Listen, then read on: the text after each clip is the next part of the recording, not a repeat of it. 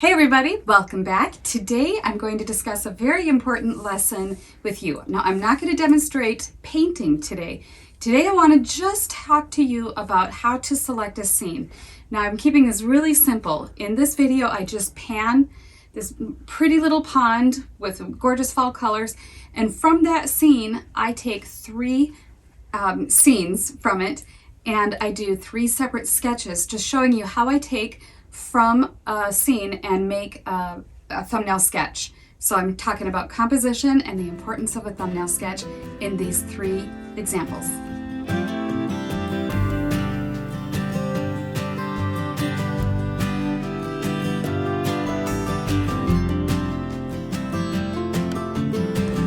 Okay, so I'm behind the camera here now, and I just wanted to talk a little bit about composition. So as we scan this beautiful park and these lovely fall colors, I want you just to look at this scene.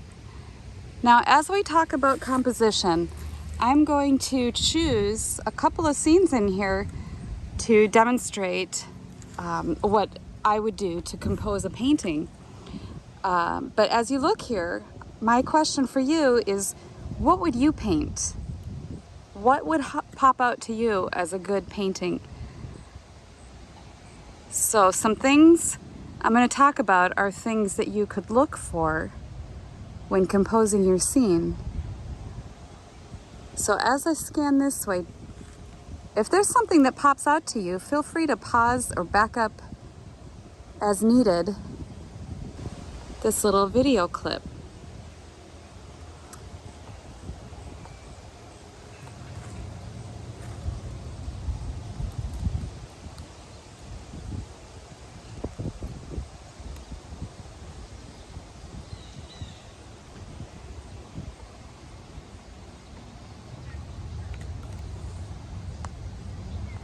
All right, so what I like about this scene is I'm thinking about the leading in of this rock to that curving tree branch and the interest beyond. So there's more than just a tree, water, land, sky picture. Those four basic stripes would be really boring. So I'm thinking about ways that I can encourage the viewer to come into the painting.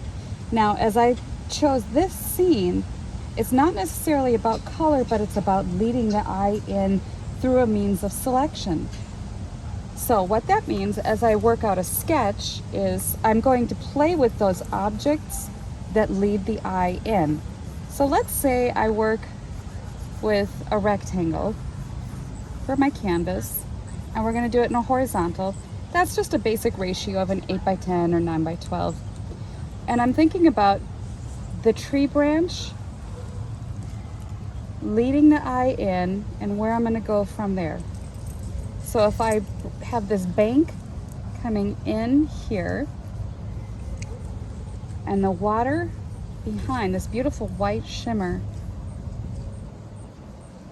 and the shadow of the bank is here, this rock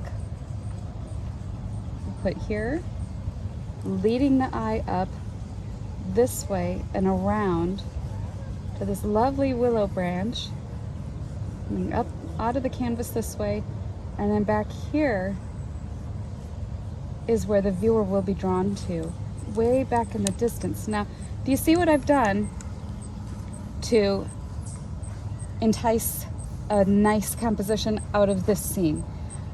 The golden section is from the Greeks, and what they decided back then was it was a ratio, and I forget the exact numerical equation, but it's basically by thirds. You've heard of the division of 1/3 and 2/3. So I've got it this way at 1/3 by 2/3. And also that Fibonacci spiral, you've seen the swirl coming like this.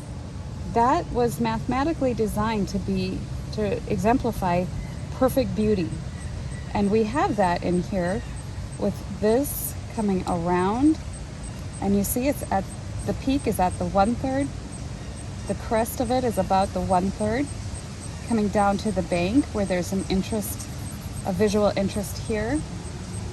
And the bank of the sand has a visual stopping point with the rock. So we have these connections here.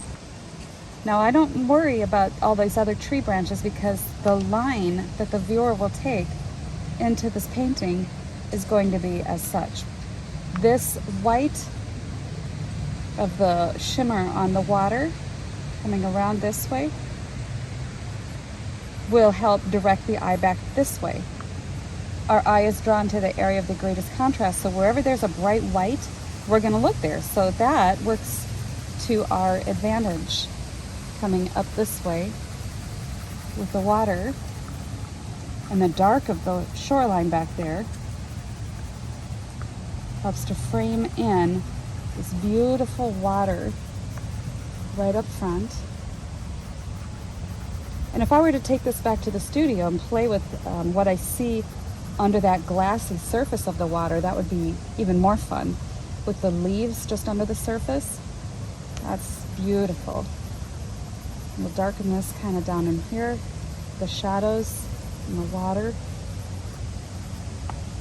And then there's shadows from this tree being cast on the sand in the muddy bank right in here, also encouraging the line of sight going up that way. This dark bank right here creates a visual stop saying we're going to work up this way.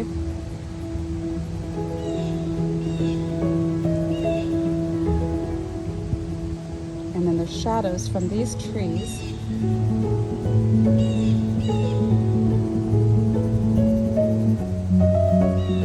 Cast this way.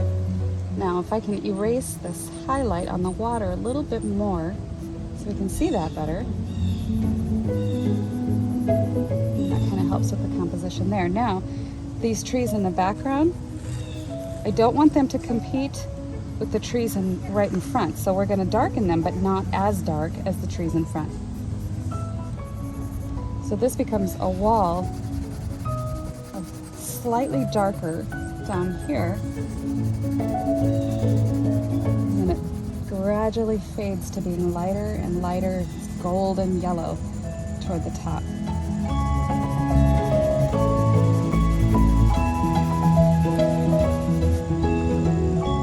Not competing with all of the show that's going on up in front. Now the leaves of this willow, I'm going to erase a little bit more because they are helping to indicate where the viewer is supposed to go.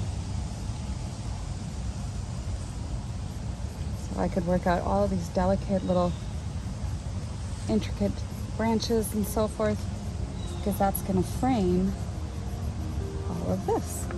Okay, so that I hope helps with one area of visual interesting composition. And that's one of the ways that you can take the scene before you and using your knowledge to develop a painting from just random objects. Okay, so there's one. And that might make an interesting painting, and maybe I will work on that at some point. But let's find another one. We'll knock out a few sketches and see what we can come up with for other compositions. All right, now something I want to talk to you about is using the tools that you have to develop a composition. I like this scene out here before me. It's a little bit drab, but I want to find ways to really pull out what I think is interesting. When I look at this scene, what I like are two things. I love the water and I love the color, both of which could be played up a little bit more. Sometimes you're restricted by, this is all I have to work with. So I wanted to show you what you can do. There are some tools that you have at your disposal that you can use to work out a more interesting composition. So I'm going to show you with my phone. With your phone, you can take pictures. And just by taking a picture, it reduces the whole scene into a smaller area. Now you can also take them in different versions, different aspects, and play with it in different settings. You can turn it into black and white. Let's check this out vertically. Okay, we're going to take this picture and we're going to turn this into a black and white. I'm turning down completely the saturation. So now it's a black and white picture. And from here, I can check out the cropping and play with the composition this way. Straighten it a little bit. It's a little crooked. And see if it's something that maybe I can work with. If I don't like it, then I haven't wasted time drawing it. But if I do find that I can work with something here and find an interesting composition, then it's a good and helpful tool. So maybe if I pull it in like that, bring this up this way. So use your phone, but don't use your phone to actually do the work. Look at nature and observe from that. And so I liked what I saw in that little black and white sketch. I could also pull out the saturation a little bit more if I wanted to work on it back in the studio that way. But for now, I'm gonna work on this scene before me in light of the cropping and the composition that I saw on my phone. Now this little book that I'm using is on toned paper, and I know it's hard to tell in the glaring light, but you can see this is white and this is the toned paper. And I can use some of my colored pencils and terracottas on here to enhance the colors a little bit more. Let's go a little more vertical. Now these thumbnail sketches are not about creating a developed drawing. They're about isolating your composition. Now I've got a lovely little dark area here that I'm going to use to my advantage. In our last thumbnail sketch, we were talking about the golden section, dividing it by thirds. And I've got this at the thirds indicator right there and there. This is my dark area, and the reason I've selected this for being at the center of my focal point is because the eye is drawn to the area of greatest contrast. And we're going to use that to play with and enhance our best features on here, which are the colors. So this comes at us. And in here, I know that as I would paint this, I'm going to play with all these beautiful, brilliant colors. But I'm working out just the values here and an interesting design.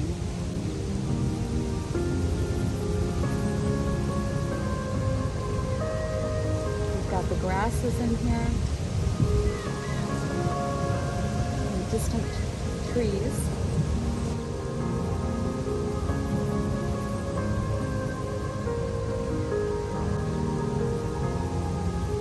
Again, if you think about these things as abstract shapes, it can help you. And instead of seeing them, okay, tree number one, tree number two, so don't think of them like that. Think of them as interesting shapes that you're going to place in an artistically pleasing way onto a canvas. So I think that this became a scene that I wasn't really excited about, but now that I've worked out the composition and I can see sort of where I would go with this interesting design and placement of objects, I would be excited about painting this. I would want to get my colors out and get going. So I want to show you one more situation that I think is a good example of composition. Got our nice focal area, and this would be sky, beautiful sky blue. All right, now the last compositional scene I want to talk to you about, I'm going to go vertically on this, and I'm going to rearrange some of the objects of nature a little bit, and I'm still going to work on the Fibonacci spiral because I want to show you one more usage of that. Now I've got a little guest here with me, a beautiful heron in the water. She's watching me, or he. And I think that I'm going to use that in my composition. Now, let's say I have a vertical canvas like this. This tree that is right before me, I'm going to bend it a little bit. Right now it's leaning out of my canvas this way. I'm going to bend it this way. So we're going to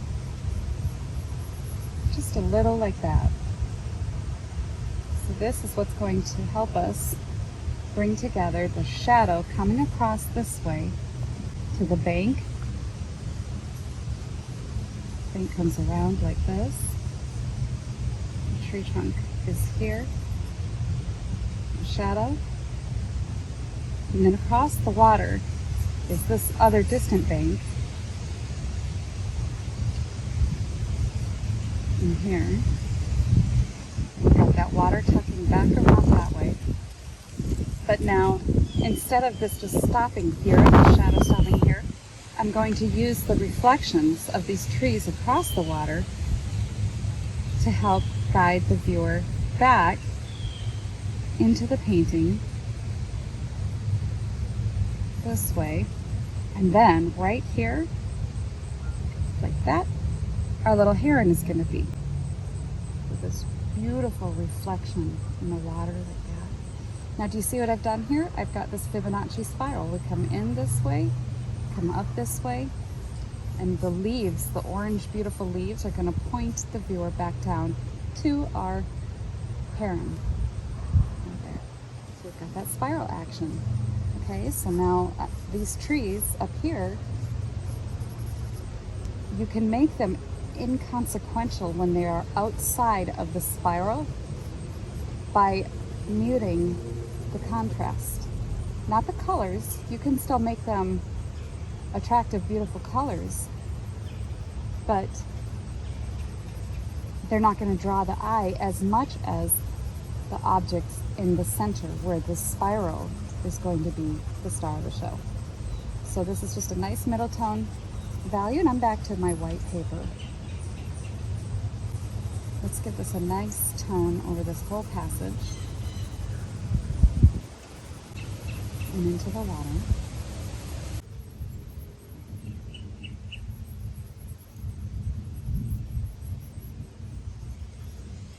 And then these trees that are the lighter value back in here that I was going to use to help draw the eye. Right there.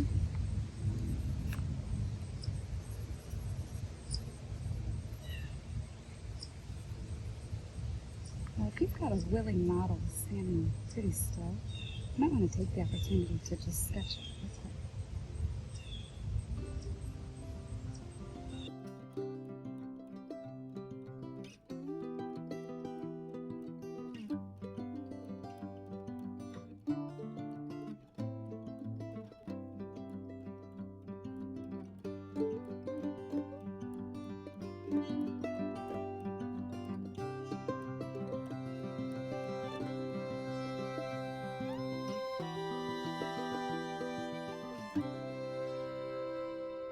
All right, so back to the sketch. And I'm working on really encapsulating the beautiful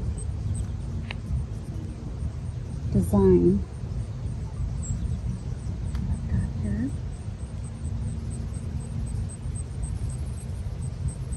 And I think this would make a lovely painting. I'm going to tone down this tree a little bit as it shoots out of the canvas. So we'll soften that, allowing this more stronger contrast to really guide the viewer in, and then shoot them around into the painting now. Right back there, for a beautiful heron. Oh, look at it just standing there. To the side a little bit more.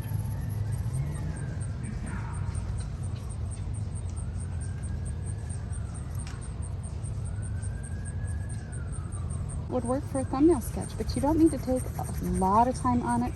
You do have to use some knowledge on composition and design, size and placement, and so forth to create an interesting and harmonious painting.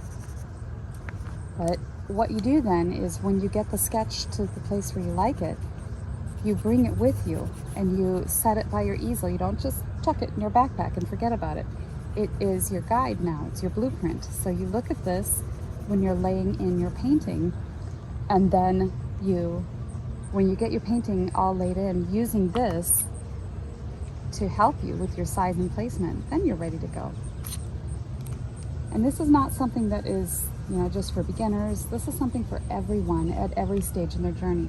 Whether you're painting a still life or from photos, whatever you have to do, figure out your size, your placement, your location to create an interesting and harmonious painting first.